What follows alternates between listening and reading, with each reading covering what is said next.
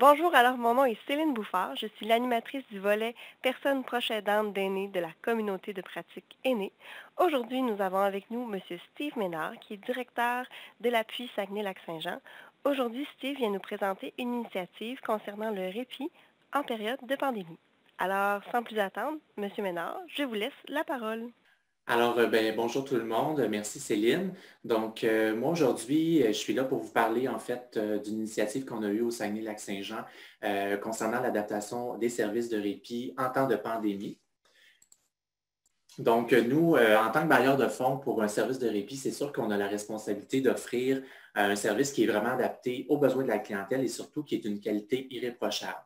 On le sait, avec l'arrivée de la pandémie, les proches aidants se sont vus bousculés. Il y en a qui ont été laissés à eux-mêmes aussi parce que certains proches aidants n'avaient plus accès à leurs services de répit, n'avaient plus accès non plus à leur réseau de support ni à leurs activités. Donc, c'est évident pour nous, la réorganisation de tous les services du répit est devenue vraiment un enjeu primordial. Pour ce faire, on a identifié 4 conditions gagnantes. Donc, la première, c'est adopter un esprit de partenariat et de collaboration entre le bailleur de fonds et le donneur de services, faire preuve de flexibilité, s'assurer de l'accessibilité des services, demeurer professionnel et assurer une stabilité des services. Nous, notre exemple, c'est avec la Société Alzheimer Saguenay-Lac-Saint-Jean. Donc, eux avaient un service d'halte-répit qui est du répit de groupe hors domicile. Donc, ce répit-là n'était plus possible en raison des mesures sanitaires qui étaient imposées par le gouvernement. Ce qui a eu pour impact, là, en fait, c'est qu'on a eu 220 proches aidants qui ont perdu leur répit d'une journée de 7 heures par semaine, du jour au lendemain. Donc, ce qu'il faut comprendre aussi, c'est que la Société Alzheimer a d'autres services de répit qui ont été moins affectés par les mesures sanitaires. Donc, on s'en est un peu inspiré pour retravailler, en fait, le service d'halte-répit. Donc, la Société Alzheimer a le service de répit équipe volante, qui est un répit atypique à domicile, et un répit 4 jours et moins, qui est un répit 24 heures sur 24, 7 jours sur 7. Donc, on s'est vite aperçu que la solution la plus envisageable, c'était de transformer le répit de groupe en répit individuel à domicile. Donc, première condition gagnante, adopter un esprit de partenariat et de collaboration entre le bailleur de fonds et le donneur de services.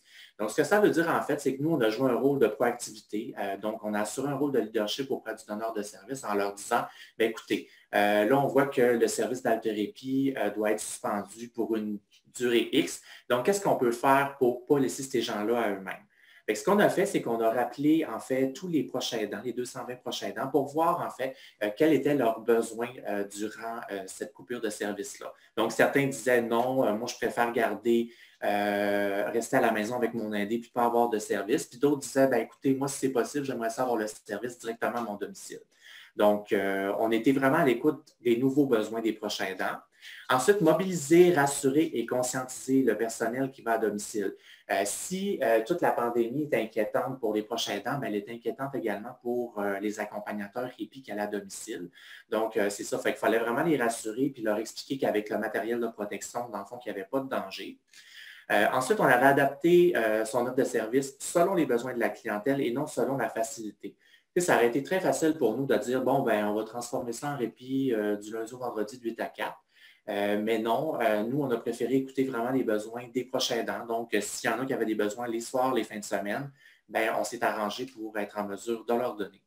Et bien entendu, tout au long de ce processus-là, comme bailleur de fonds, c'était d'accompagner et de soutenir le donneur de services dans la démarche, que ce soit dans l'ajustement du financement ou que ce soit dans le calcul ou toutes ces choses-là de réimplantation d'un nouveau service. Deuxième condition gagnante, donc faire preuve de flexibilité. Donc, ce que ça veut dire, en fait, c'est être à l'écoute des besoins de chaque proche aidant et répondre, comme j'ai mentionné plus tôt. Offrir des plages de répit atypiques, donc le soir, la fin de semaine, selon les besoins des proches aidants. Offrir des blocs d'heures de répit adaptés aux besoins de la diade proche aidant aidé. Donc, ce que ça veut dire, en fait, c'est que, les proches aidants étaient habitués d'avoir un répit une journée complète par semaine de 7 heures. Donc là, c'était de voir si un proche aidant voulait avoir cette formule-là, donc un 7 heures directement à domicile, ou sinon, s'il préférait peut-être avoir, mettons, 2 avant-midi par semaine ou 2 après-midi, ou 2 fois ou 3 fois dans le fond des blocs de 2 heures. Et également être en mesure d'offrir un répit ponctuel ou planifié. Donc, certains proches aidants nous avaient dit qu'ils ne souhaitaient pas avoir de service à domicile durant la pandémie. Par contre, étant donné qu'on ne savait pas la durée de cette pandémie-là, c'était facile de penser que peut-être dans un mois, 3 semaines, 2 mois, le proche aidant allait rappeler et qu'il allait dire « Ah, bien finalement, tu sais, je suis fatigué, j'aurais peut-être besoin d'aide et tout ça. » Donc, il fallait être en mesure de répondre aussi de façon planifiée et de façon ponctuelle. Puis quand on parle de répit ponctuel, ben, c'est être en mesure d'y répondre dans un délai maximum de 48 heures. Troisième condition gagnante, donc s'assurer de l'accessibilité au service. Toujours garder en tête que le proche aidant doit payer le moins cher possible pour son service parce que dans certains cas, ça peut s'avérer être un frein si le coût est élevé. Dans notre situation à nous, le répit en halte répit était gratuit pour le proche aidant. La seule part qu'il avait à assumer, en fait, c'était le repas du midi de son aidé qui coûtait 15 $. Donc, nous, c'est évident qu'en réorganisant tout ça, à domicile, on ne voulait pas que le proche aidant se retrouve avec une facture de 100, 150 $ par semaine. On voulait que ça reste dans les mêmes eaux que le 15 $ qui était habitué de payer. Ensuite, respecter les souhaits du proche aidant, donc de quitter ou non le domicile. Avec les mesures de confinement, ben, les proches aidants ne pouvaient pas nécessairement quitter le domicile. Puis de toute façon, ben, tout était fermé, les activités étaient arrêtées. Donc, on voulait quand même laisser la liberté au proche aidant de pouvoir demeurer au domicile pendant que l'accompagnateur répit là, venait donner du répit.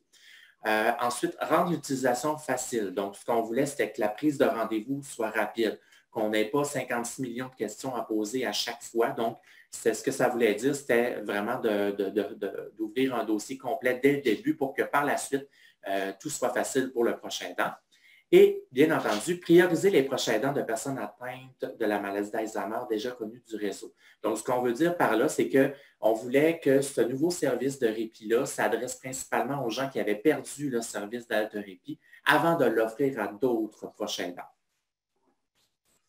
Ensuite, demeurer professionnel et assurer une stabilité des services. Donc, évidemment, préserver la qualité du service à laquelle les proches aidants sont habitués. Essayez autant que possible de faire des jumelages tables, donc le même préposé à chaque semaine.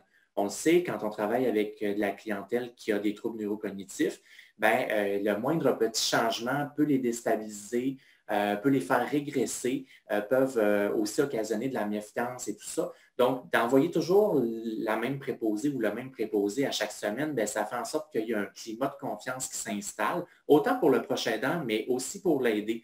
Donc, d'avoir un visage répétitif à chaque semaine, c'est très facilitant pour les personnes qui sont atteintes de troubles neurocognitifs. Ensuite, bien, former adéquatement les préposés pour assurer la clientèle.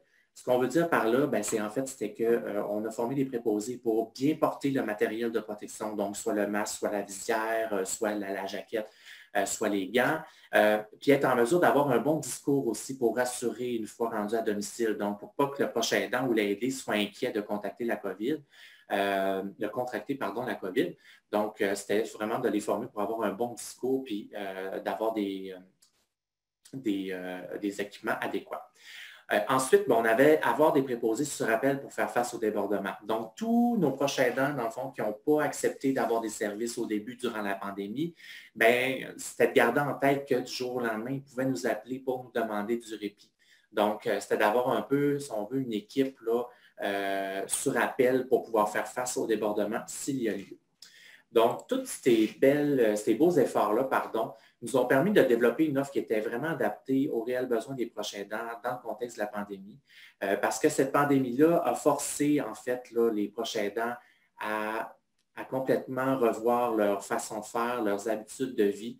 Et ce qu'on ne voulait pas, c'était surtout pas les laisser à eux-mêmes. Donc, c'était vraiment de trouver des solutions, des alternatives qui allaient répondre à leurs besoins, puis qui allait faire en sorte que, dans le fond, notre mission de base, qui est d'éviter les proches aidants de vivre de l'épuisement, de vivre de la détresse psychologique, que cette mission-là puisse se poursuivre même en contexte de pandémie. Donc, écoutez, ça fait le tour de ma présentation. Donc, je vous remercie beaucoup de votre attention.